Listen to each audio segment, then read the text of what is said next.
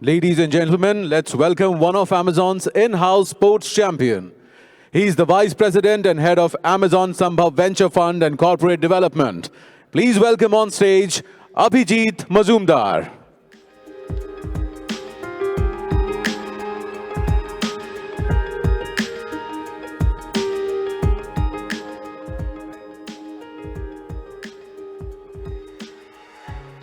Good afternoon, everyone. Thank you for coming to this event. I'm excited to celebrate with all of you all. Nai India ki nai raftar. Sports and Indians share a very special bond.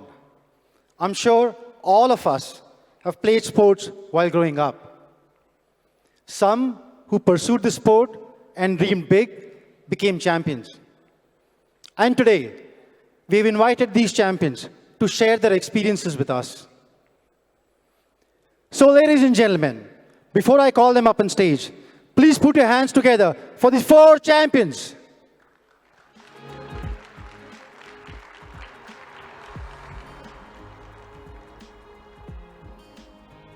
Our first guest, she's a 6-time Grand Slam champion, former world number 1, and the highest ranked Indian women's tennis player. Ladies and gentlemen, please put your hands together for Sania Mirza.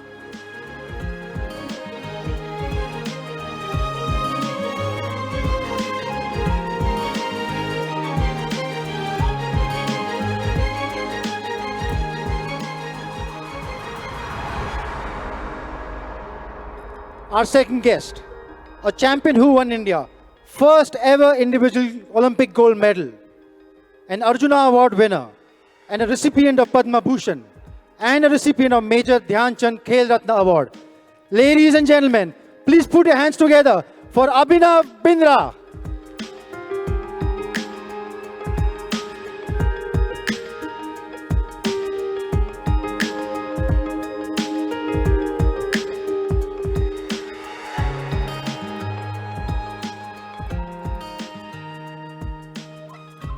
Our third guest, a special champion in everyone's heart, the person who hit 6 sixes in a single over to Stuart Broad against England. Ladies and gentlemen, please put your hands together for Yuvraj Singh.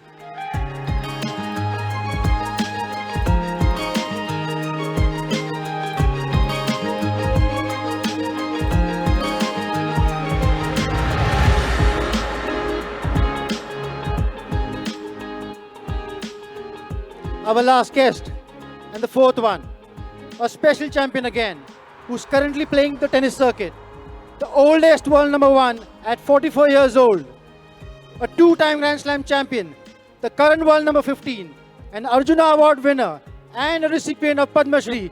Ladies and gentlemen, please put your hands together for Rohan Bopanna.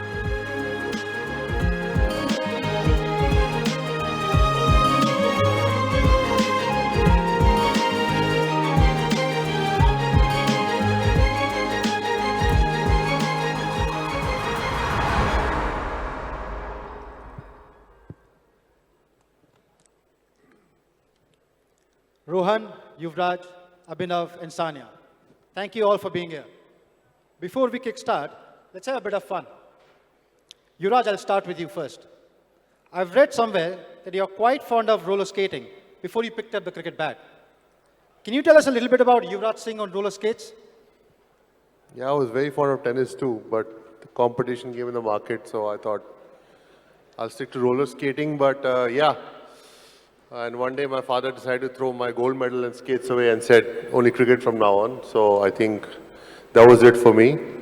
I'm glad he did, otherwise I'll be in the queue somewhere asking for the autographs.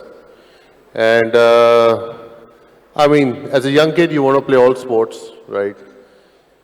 And then you kind of figure out what you want to do in life. So I think I'm glad my father gave me that direction in life, where to focus on one thing. And here I am with all these legends. Thank you very much for sharing those insights.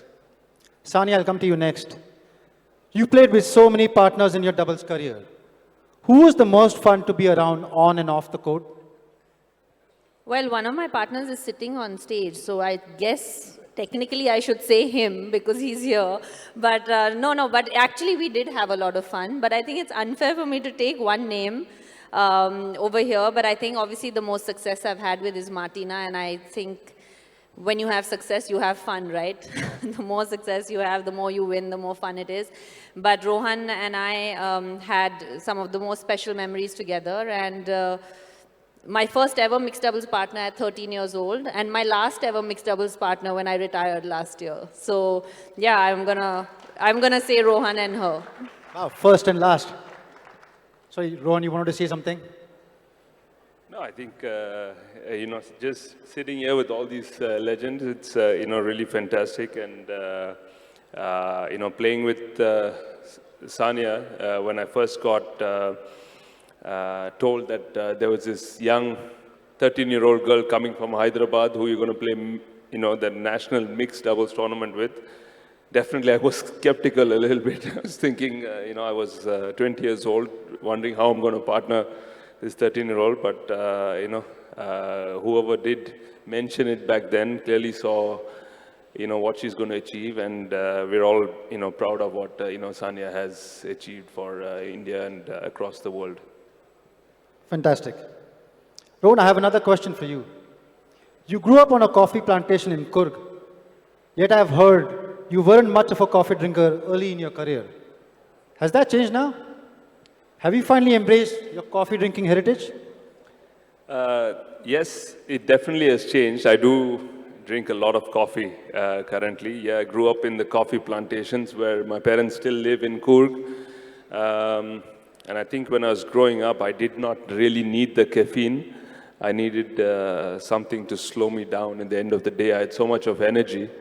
And I don't think my parents were really interested in giving me coffee when I was, that young. But yeah, I enjoy my cup of coffee. And I say more so, I wake up to have coffee nowadays, not really where I'm waking up after coffee. Thank you. Thank you for that. Abhinav, I'll come to you next. For someone who needs to be absolutely still while shooting, I hear you're quite an adventure sports enthusiast. What's the most exciting thing you've done that would surprise people who know you only as the focused shooter? Well, I don't think I'm an adventure enthusiast. I just did a few things which I thought would help me in my sport.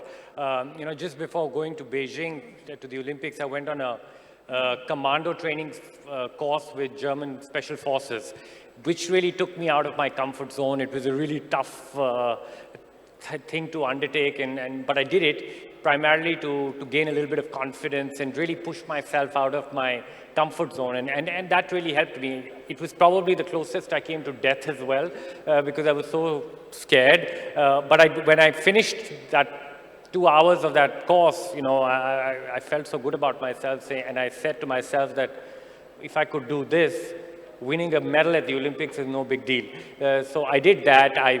There was a period of time I went skydiving, which was an interesting experience as well, but it didn't have the same impact on me because I had to do it in tandem, so my brain could really switch off, and I didn't really need to actively do anything.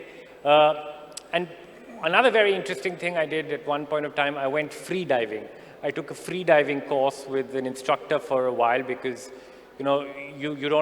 you jump in without any oxygen support, and you need to have really special breathing techniques, which are very, very interesting in trying to combat pressure as well. So I did a little bit of everything. I've not done any adventure sports after my retirement from sports. So predominantly the motivation was always to do something so that it could really help me on the field of play.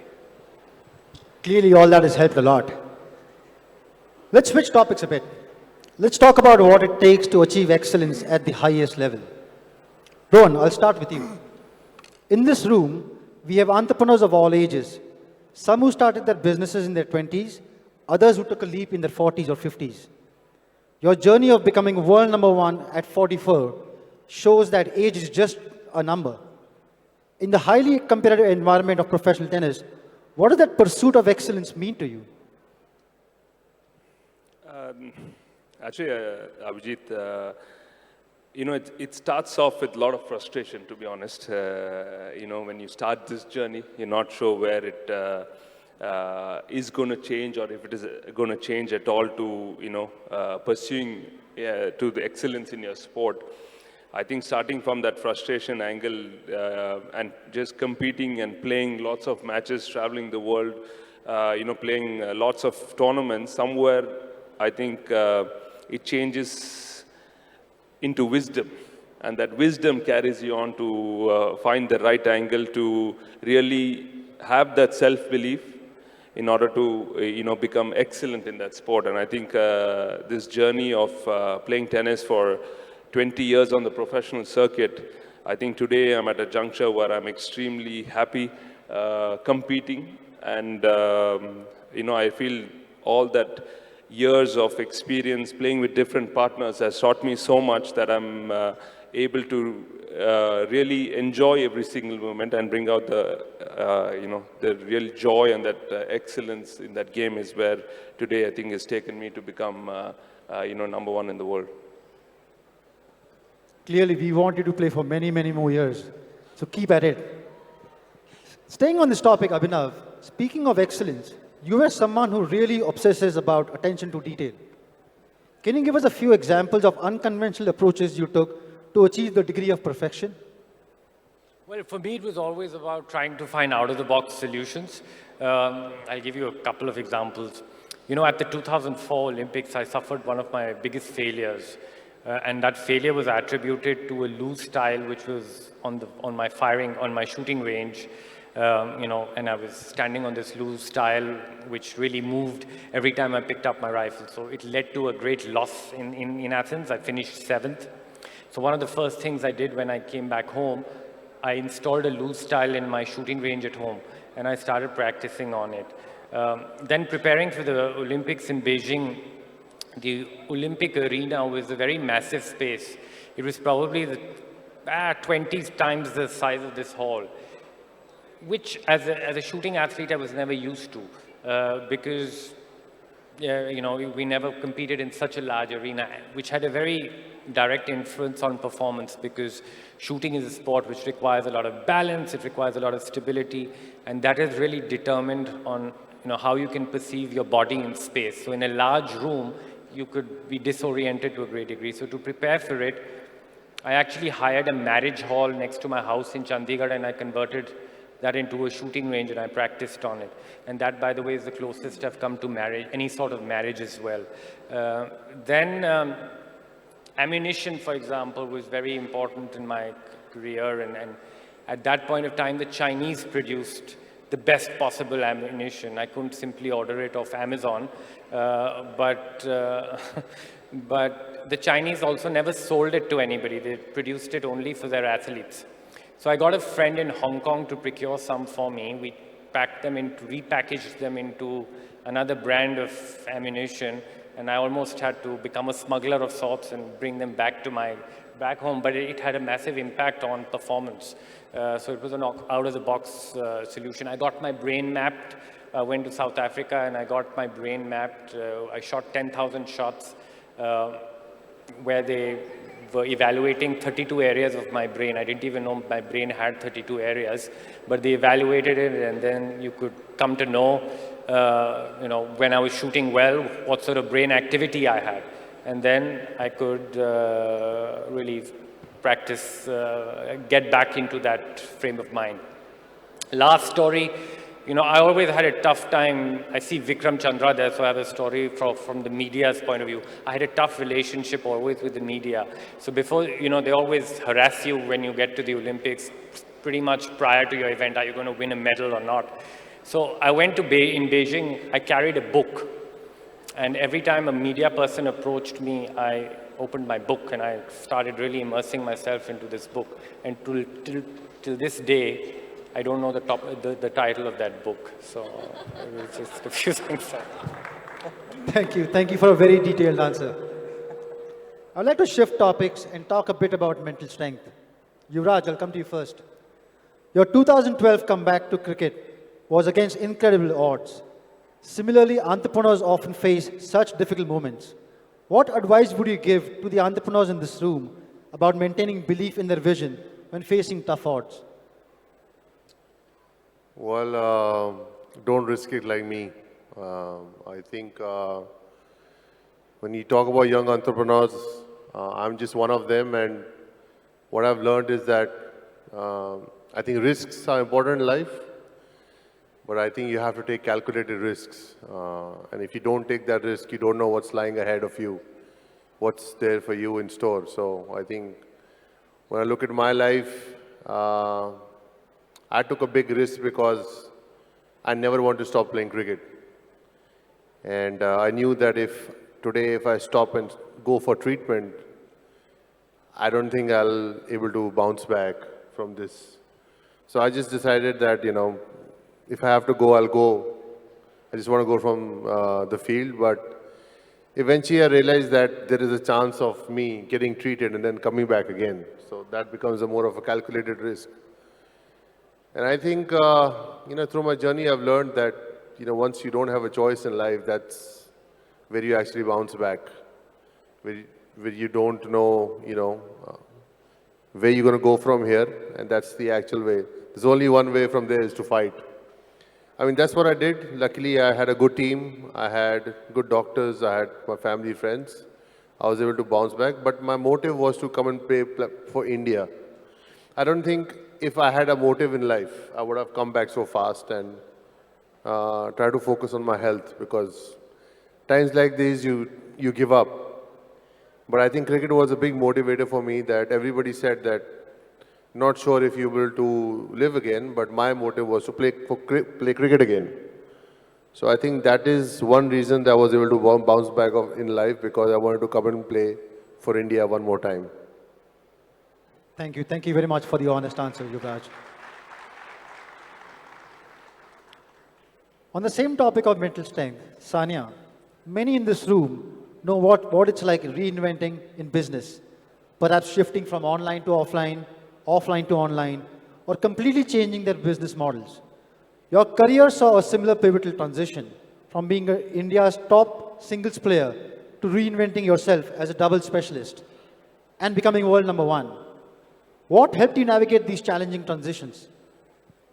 I think a little bit of what Yuvi said. I think you need to honestly take calculated risks and calculated decisions. I mean, at the time, I had played professional singles for about 10 years and obviously been at the top of the country and one of the best players in the world. But at that point, my body was just not, with me. I mean, I've had 3 surgeries already, and for me, it was not about if I was going to get injured, it was about when, if I continued to do that. And for me, at that point, to be very honest, it was probably one of the hardest decisions I had to make, because I still knew I had the level to be one of the top singles players, but I was not able to be because I was not able to train. So we had to calculate a decision into thinking, do I want to be a mediocre singles player and be 70, 80, 100 in the world, or do I want to try to win Grand Slams and be number 1 in the world in doubles? And obviously, in hindsight, it was the best decision that I made. But at that point, you don't know that. And at that point, you're just kind of listening to your body, you're listening to your team, and it's very important. And I think everybody sitting here and any successful athlete will tell you, or person, that the team is such an integral part of their journey, even if they don't succeed, but especially when they succeed, because I feel like the team doesn't get enough credit for how much work they put in, because we are the faces that everybody sees on the court, on the field, on the shooting range. But it's the parents, it's the coaches, it's the system that is behind us, that is really forcing us and helping us make the right decisions and move in the right direction. And without them, we really would be nothing. So I think that's really how that decision came through. And like I said, in hindsight, it was the best decision. But at that point, it was a risk that I was taking. And a lot of people obviously felt that I should have continued a little bit more. But I knew how my body was feeling every morning waking up. And I still can't remember a day. We were just talking backstage how I tried to play pickleball 3-4 days and my wrist started to hurt. And, somebody's knee started to hurt. So I'm just saying we know how our bodies feel. So yeah, you just kind of take those decisions based on your gut and also based around your team. Good. Those are very calculated decisions. Rohan, I'll come to you next. You've seen Sania make this transition up close as her doubles partner. What perspective do you have to add to this? I think the biggest thing, like what she mentioned, is having that right team around you. My coach, Scott Davidoff, has been traveling with me for 15 years. It's more like a family than a coach at the moment. And I think it's extremely important because we go through so many highs and lows during those 28, 30 weeks of travel. There is no really a week where I can suddenly say, okay, let me stay at home and do a work from home option. So we are on the road. It's a lonely journey out there, and not only as coaches, but also parents, the wife, daughter, everybody plays such a role. There's a lot of sacrifices behind the scenes, which happens to make you comfortable to play in that highest level. And I think those are the real people behind those scenes which make that difference for an athlete. Yes, I know we see only the athletes' performance, but even though tennis is kind of an individual sport, I would say there's a big team around that person, who makes that player grow and become a champion of that sport. Thank you. Thank you very much. Let's talk a little bit about defining moments. Yuvraj, I'll come to you on this one. We've seen you bring a lot of laurels to our country, whether it was the 6-6s or the famous NatWest finals at Lord's. Can you share with all of us what's one such moment that you feel very proud of? And please talk us through about that one day. Take us through your mindset in that moment. 6-6s in a single over?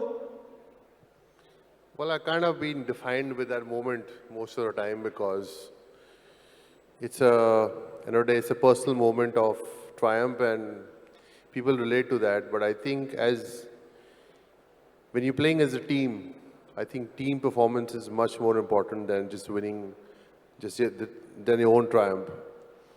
So I think, winning the 2011 World Cup or winning the 2007 World Cup are more important for me than hitting 6-6s. Because there's no point going and performing and your team doesn't win, right? You are because you want your team to win. And I think that is what I've always taken with me. Like, I always felt that with my experience, the more pressure the team was, the better I played personally. So once you start performing in pressure situations, you kind of thrive in that. Like if our openers score 200 runs and we get to bat in last 10 overs, there's no pressure. But if we're chasing and we are 4 down and have to win the game from there, I would thrive on that pressure. So I thought thriving under pressure made me a better player. And I always took upon that from this position, I want to take my team to a winning position. So I think that is the mindset you need to carry, that I can win from any position for my team, whether it's business, whether it's sport, or any mindset. Your mindset has to be that I will thrive under pressure. But again, it's very easy to say that. It takes a lot of preparation, determination, dedication. I'm sure these guys who are sitting next to me have done that all their life. I mean, it's very easy for Abhinav to say that, winning a gold medal is nothing for him, but just watching him do that, it's a very proud feeling for the whole country. As for Sania winning a Wimbledon championship or Rohan winning at the age that he won the Australian Open, it is a big thing for our country, and that is what the next generation has to learn, defying the odds. That was indeed a defining moment. Abhinav, what was the defining moment in your career in terms of mindset where you were able to overcome pressure? Well, I don't think I was ever able to overcome pressure. It was something that I simply had to learn to deal with. I was in a lonely pursuit, shooting in a lonely sport, but I had a constant companion in these 2 decades of my sports career, and my constant companion actually was self-doubt. So I always struggled with a lot of pressure. I struggled with getting that sort of belief that is normally associated with athletes. Of course, I tried to work on it and tried to become confident, worked with psychologists, trainers, wasted a lot of money on them. But at the end of the day, there was one defining moment. And the defining moment actually came when I stopped chasing self-belief and I actually started chasing self-respect. And that to me was very, very powerful. How did I chase self-respect? I chased it by giving it my all every single day. The Olympics didn't come once in 4 years for me, they came every day. I had to show up every day with the same amount of energy, the same amount of enthusiasm, and try to be better than what I was yesterday. And slowly but surely, that self-respect started to get built. And that was very powerful. It gave me a great sense of security when I was on the field of play.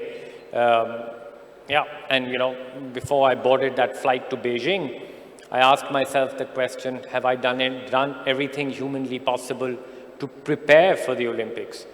And the answer was yes, I couldn't have done anything more. And that very moment, I had my self-respect. And even before I shot my first Olympic competition shot, I'd already won. I had won in front of my own eyes.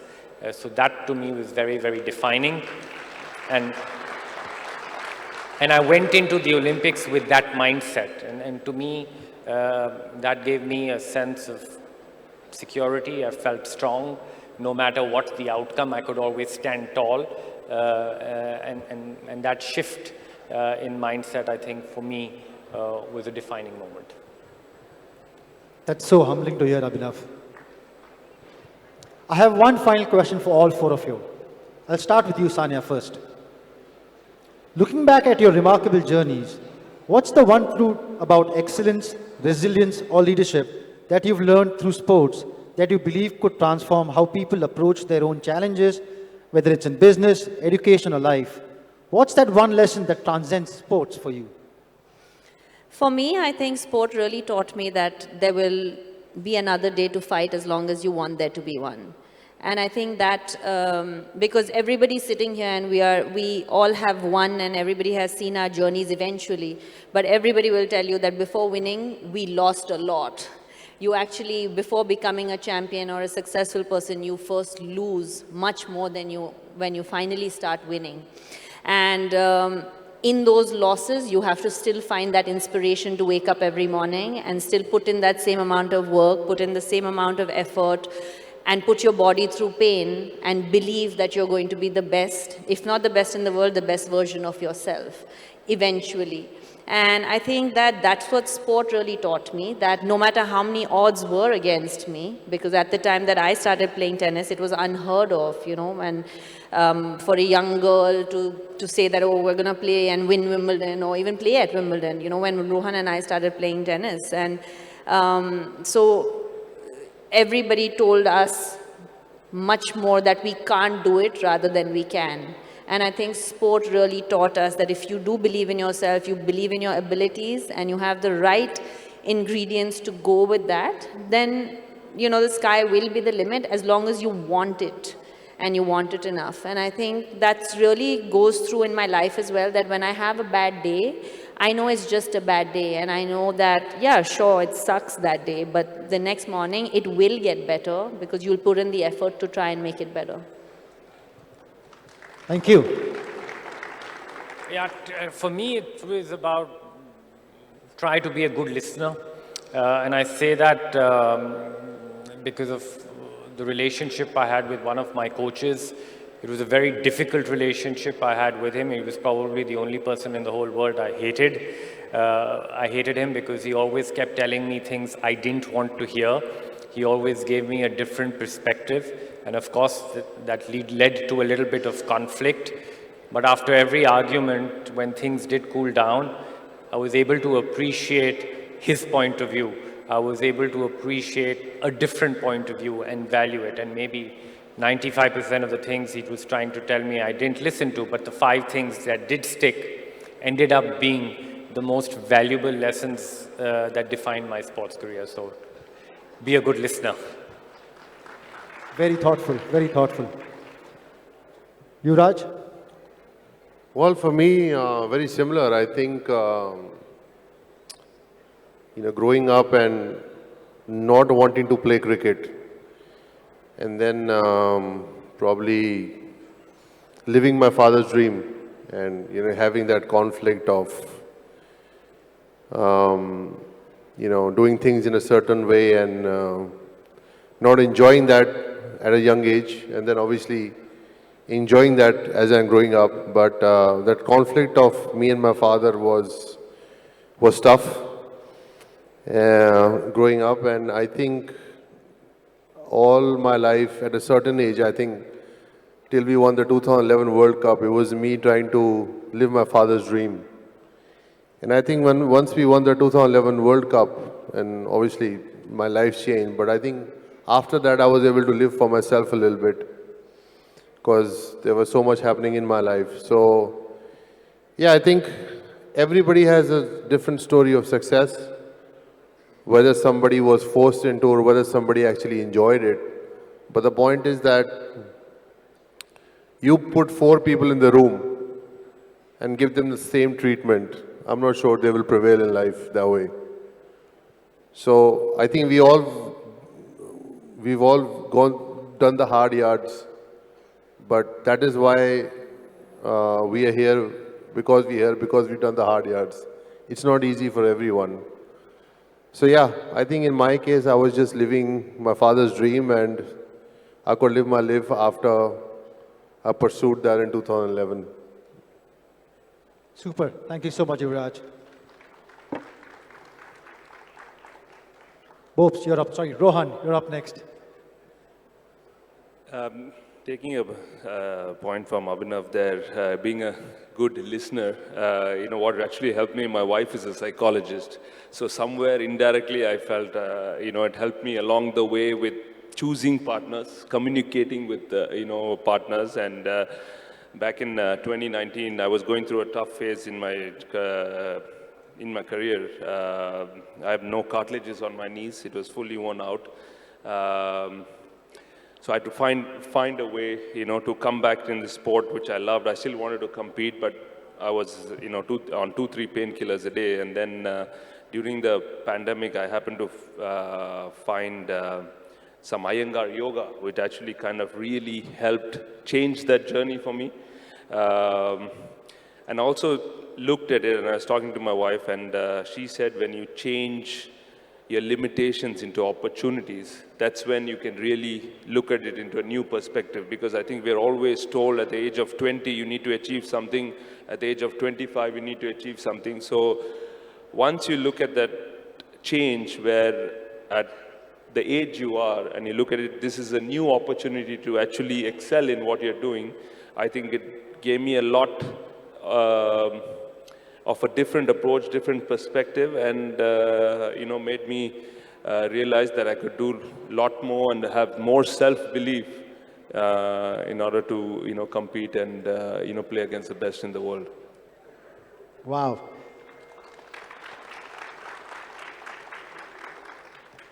For most of all who may not know, Rohan does not have cartilages in both his knees, and he's world number 1 at the age of 44. That's the power of grit. Well, Rohan, Yuvraj, Abhinav, and Sanya, thanks a lot for sharing your experiences with us. As a tribute from Amazon India, I would like to salute you for your services to this country. Thank you. Ladies and gentlemen, please rise in respect for Rohan Bopanna, Yuvraj Singh, Abhinav Bindra, and Sanya Mirza.